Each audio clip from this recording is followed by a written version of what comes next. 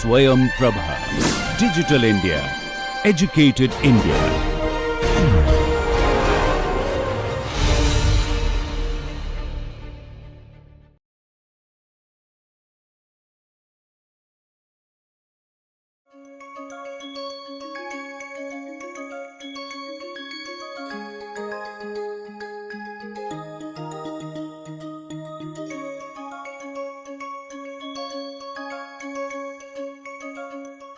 Hello everyone, welcome to Groundwater Hydrology and Management, Week 9, Lecture 4. In this week, we have been looking at data for stratification of the aquifer, basically looking at how layerings happen, what data do you collect, and how to manage it. We've looked at, in the last class, how manually we can connect the layers and make a stratigraphy, or also use softwares that can be done. Basically given you the names of the software which you are welcome to use. It is important to now know where to get the data to input into the software. So we started by defining where and how to get the bore logs, the stratigraphy data, the layering data. And then we looked at where and how you can make connections between the layers, thereby making a fence diagram and stratification aquifers. Then we looked at how to collect data in and put it into a model and what type of models are available. These are field data. So how do you use someone else's data, or like government's data? How do you use? That is what we'll be looking at in the first part of today's lecture.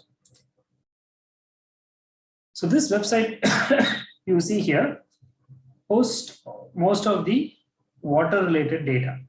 It is an Indian government data, and most of the data here, or all of the data here, are owned by Government of India and or people who have added data to the database. So the link is given here. You're welcome to go to the link and see how these websites behave. In the next class, I will go through some of these websites. Today, I would like to stress on how this website is created and what data you can take. Here, when you go into this India WRIS website, along with the litholog full link, I've given you the link in the slide, you will be taken to this page. And then you can zoom in and zoom out and click on the locations. Depending on your internet speed, it will take time. Okay, so don't push the model. Don't worry if it is taking too long, because there's a lot of data and it might take time. Once you have the data, you can download and use it in the softwares that I mentioned. You will need to create an account to download the data. So please go to this website in today's lecture and slowly start downloading the data. Before that, start the account and play with the website as in what is each button mean. So that you'll be ready in the next lecture when I teach. You will also have an account to look at and practice within or how I do. Okay. So if you go to this website with the litholog, I'll just first tell about what is the litholog data. You will be shown a map of some red points. The red locations are where the sample has been taken, the bore log has been taken, the borehole has been made. When you click it, it will be blinking for some time and then you will get this litholog. So now you can see how many layers are there in this litholog. Dominant layers only 2, which is your non-aquifer alluvium shale and then your unconsolidated sediments quaternary recent. So almost they give you an age and also tell you what kind of aquifer it is. Okay. More details on that could be just, you can search for the names that they're given and you will get it. Since this is not a geology course, I won't jump into all the major sediments and quaternary, those kind of things. But for now, you can understand that it is two distinct layers. And then there is a unconsolidated layer and a non-aquifer. See, the non-aquifer could be labeled as different terms in different books, but here you could see the water bearing, or where the water is storing in the groundwater pore spaces, is given by the blue color. The dashed line is called the static water level at the time of drilling water. Okay, so when they drilled, you can see the well location is Sikandarpur, Kampu. Well ID is given, state Madhya Pradesh, district Gwalior. When they drilled it, the first water they hit, which is called the static water, because it is called static because it is not being pumped. So it is a stable static water. You drill the hole, and then the first time you hit it, you record the water level. I hope you remember.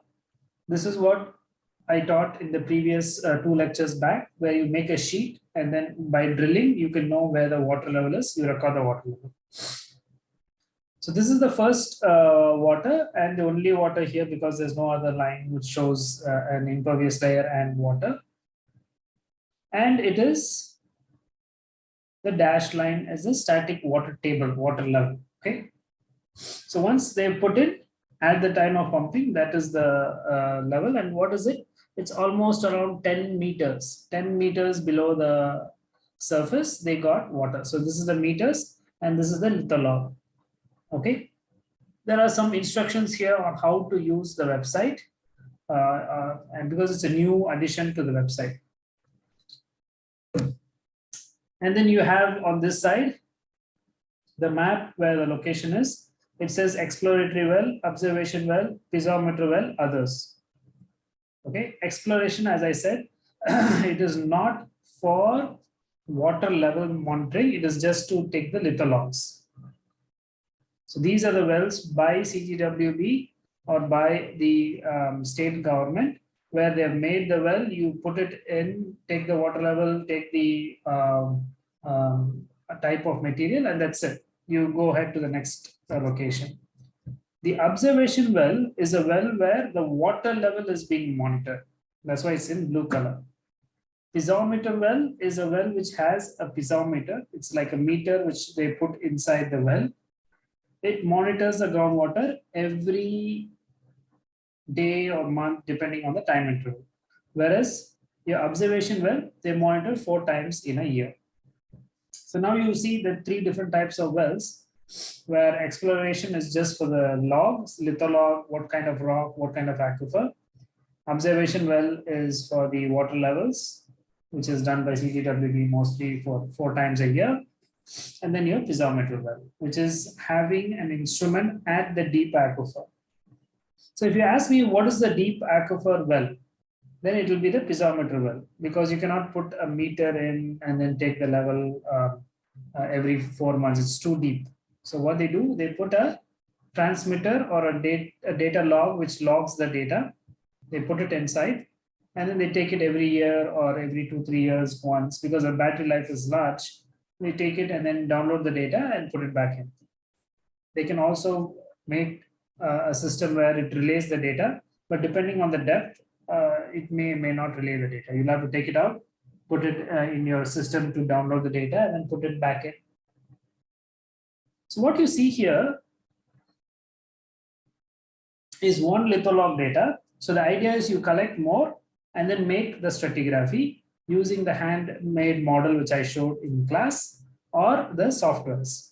When you take it, it will be like an Excel sheet or a text sheet, where how you would like to take, but you can also note it down in pen and paper, right? It is what it says, from 0 to 10, around 1 meter, you have this very thin soil, that is our topsoil. And then you have the blue layer from 2 meters to 30 meters. And then the 50 meters line, there's another one. And after that, everything is the non-aquifer. So with this, we would finish the aquifer litholog data and how you use the data. But be careful on understanding the static level. It is not the water level actual because it is not being pumped. Whereas most of these observation wells record what is being pumped. Okay, so it will be fluctuating a lot. Whereas this well, it won't fluctuate depending on the aquifer. If it is an alluvial aquifer, it will fluctuate. But if it is a normal hard rock aquifer, it won't fluctuate much because it is an observation well. It is kind of shielded away. Okay, so now we finished the litholog, the stratigraphy, etc. But now we're going to jump into kind of wrapping up this course. We need to understand what other data is needed, okay, and where is it available. That is what we'll be looking at in the next 2-3 lectures. What other data is needed for understanding groundwater and where to get it.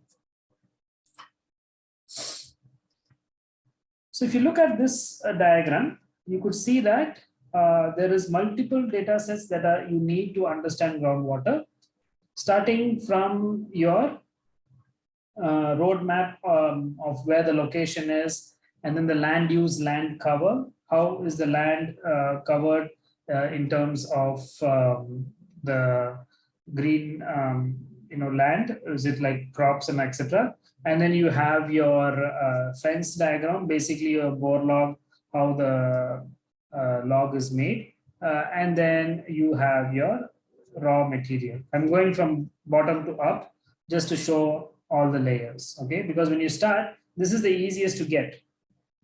You can easily get the major material of the rock because that is already available for us, right? Whereas if you go down further and further, you have different data sets. So let's look at it as hierarchy. The first and foremost thing is the groundwater level. You need groundwater level to understand the dynamics, how it's being pumped and how the water level fluctuates. For that, there is multiple agencies that collect data. We'll get to those agencies soon. Then we need the groundwater properties, which is starting from the aquifer properties. Do we have the layering? How many layers are there and what are the layers? Do we have the lineaments or the geological uncertain areas and lines where water would just pass through? So these are more geological terms which actually help to quantify the aquifer thickness and or how much water is stored in the aquifer. Then you need your soil type and geology, which is very important. All these data, mostly you will get at a large scale. It is up to you to kind of focus it down to your study and find more data from local environments. Hydroclimate and rainfall, which is including your rainfall, temperature, humidity, wind speed, all these climatic parameters which help to explain the hydrology is very important. Those you can get from many sources because these are more easier to get. There's a lot of climate models, global circulation models, and or a lot of data sets from satellites that can easily capture the rainfall, temperature, and other things. The most difficult of this would be your underground parameters, including your stratification layers, how many layers are there, and most important, your groundwater. So these are all on the supply side, how much water comes, how much water is stored, and how much water is available for your groundwater use. Okay, these are called your supply side in your budgets, water budgets. Remember the water budgets? We discussed that. What is more important along with the supply side, how much water, groundwater I have, is your demand estimates. because your supply is shrinking because someone is taking the water out. It's not just shrinking because water converts to base flow and then goes into the rivers. It is shrinking because, or coming down, the groundwater level is coming down because there is a lot of demand, and the demand can be estimated using your land use, land cover. Because if I know there is a lot of agriculture, if there is a lot of forest and trees, plants, there is some water movement, some water being taken up, right? So that you can find out using the land use, land cover data. The pumping scenarios gives how much water is being pumped out of the aquifer. Basically, you would ask for metering of pumps, and or some data that gives you how much water is being pumped. For example, your irrigation database. If you know how much crops are grown in an area and you know the per crop water requirement, you could easily calculate the pumping volume. So this is a demand that has been occurred. You need to take that. Okay. So let's write the equation here quickly. You have del S, right? Or change in storage, or you want groundwater storage equal to your supply minus demand. So this is the net groundwater available, the groundwater storage. How much is available is nothing but your supply versus minus demand according to your hydrological water balance that I explained earlier in the first classes. And the supply is given by these parameters, which is rainfall plus Q in, Q out plus your G, groundwater recharge, right? And then you have a minus of ET. ET is your evapotranspiration, how much water is lost during the pumping, and your pumping scenarios minus, actually a bracket, let's say this is supply minus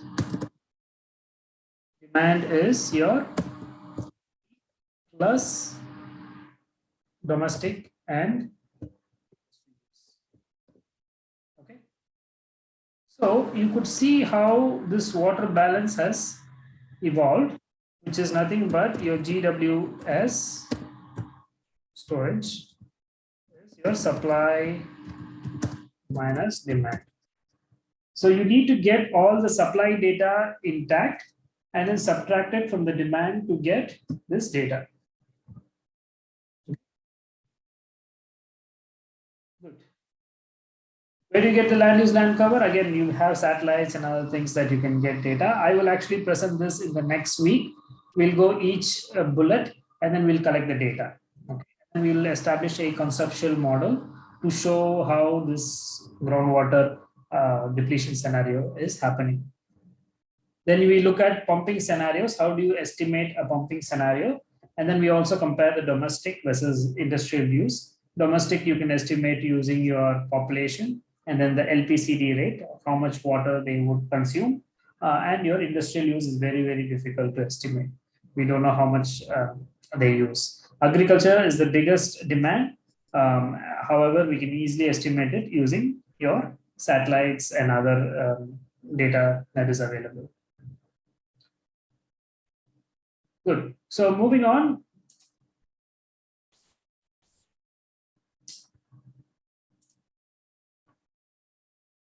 Then we have groundwater data, which is coming from level data. Where do you get the groundwater level data and all these lineaments and everything? You get it from government bodies, farmers, NGOs, and industries. Okay. So the industries would be inclusive of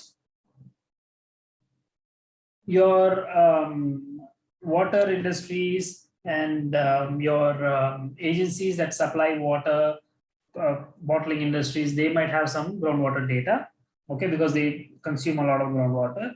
But mostly your government bodies have a lot of these data, agencies I'm saying, followed by your farmers, which because farmers eventually should have, but it's expensive and they're kind of not sure if they'll be billed for water, say they don't monitor the groundwater. Okay, so farmers' data is available, and NGOs are the people who work on the ground with the farmers. They have some data.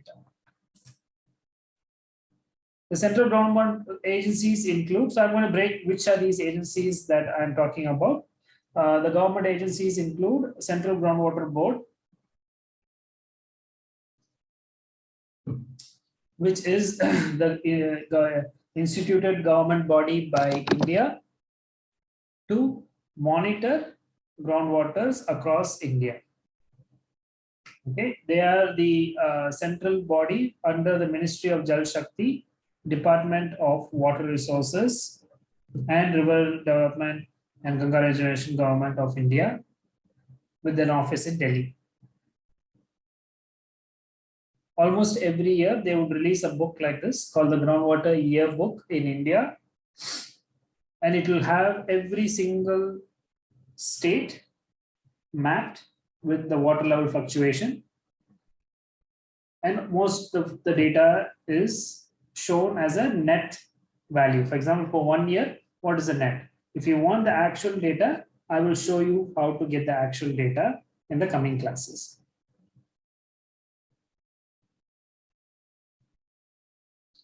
The next board, which is important, is the Central Pollution Control Board, also called as CPCB.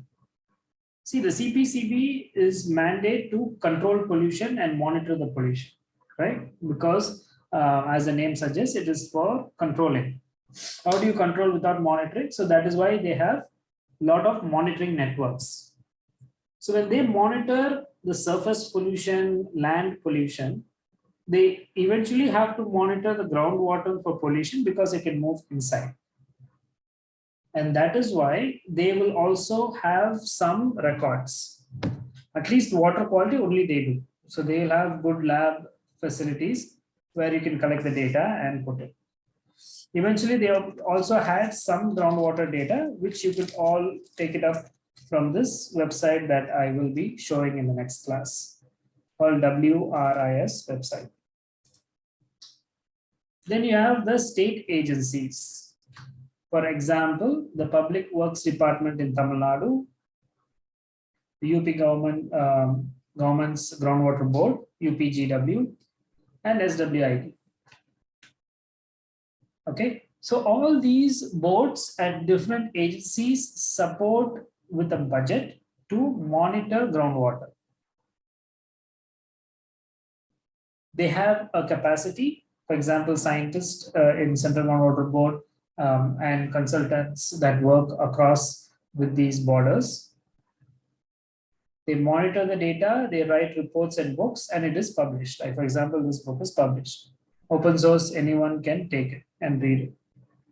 Initially, the data was not available for free. You had to pay for the data. Nowadays, most of the data is available for free. There are some sensitive data you cannot take. So they will label it saying, yes, we have a monitoring well, but we will not give the data. It is sensitive data.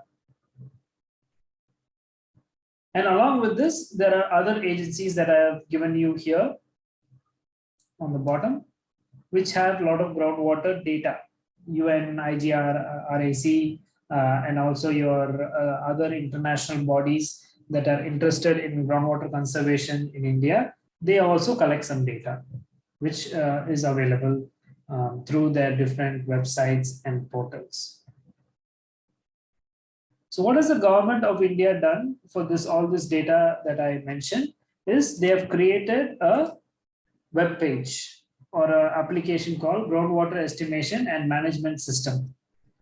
So this was developed for helping to understand groundwater with the data they have, and also some advisories using their advisory team, which is made up of eminent people and industries across the world. For example, UN Delft. It is a well-developed, standardized national information system database. The link is given here on the top. You could see, if you zoom in to the slide, you can see it here. or just type GEMS groundwater India, you'll get it. And it has given you all the instructions on how to download, how to set it up, FAQs, etc. So this data is all hosted into this information system. But running this, as I said, there are multiple systems. Running this would take its own learning curve. And because we just have 3 more weeks, I'll be focusing on just collecting the data for you. There are YouTube tutorials on how to use these websites. Please go and check it on YouTube. You will learn how to use it.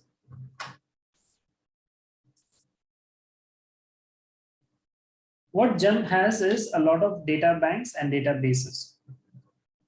Okay. Which is needed for hosting the data. See, not every state government would have a big server and store all the data. So it is better that the government India was having this website, and from the website, they collected all the data that they need and kept it in a data bank and database, which is available for free for public. It improves the quality of data and processing capabilities. Because your computer or your hardware may not be suitable for collecting and running these samples. So they have given you an information system which can help in making these trend estimates, the degree of deviation from groundwater static line, and your depletion scenario. All these things you can take.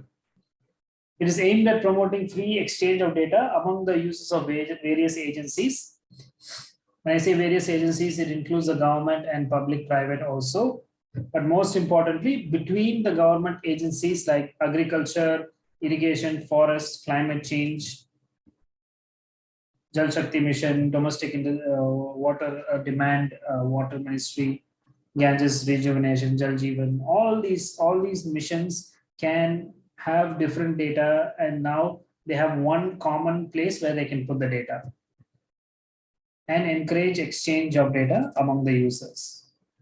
It was done by, as I said, MS Tata Infotech Limited, where Tata has put a lot of their staff on government projects for building these infrastructures, IT infrastructures, I mean, and domain specific knowledge. See, the IT has built a good IT system where if you put data, the recommendations can come. However, you also need some technical background, which is given by the Central Groundwater Board key scientists, state groundwater agencies like your PWD, DHV Delft consultants. These are consultants from Netherlands, and the National Informatics Center, which is more on GIS and data analytics. So all these work well together as a system, and you can download and use it. All the instructions are given in this website. Moving on, from next class on, we would go into each and every part of the groundwater. So if you see here in the WRIS website, which I shared in the litholog also, I will be going through each of these bullets to show what it happens and how the data is being shown. Because some students may not get it when they open it. It may not open properly. You may close it and say it's not opening. So there is a process on how to do it. I will lively show it on this platform so that you could use it for your information. Make sure to create a link so that you can download and use the data. Thank you. I will see you in the next class.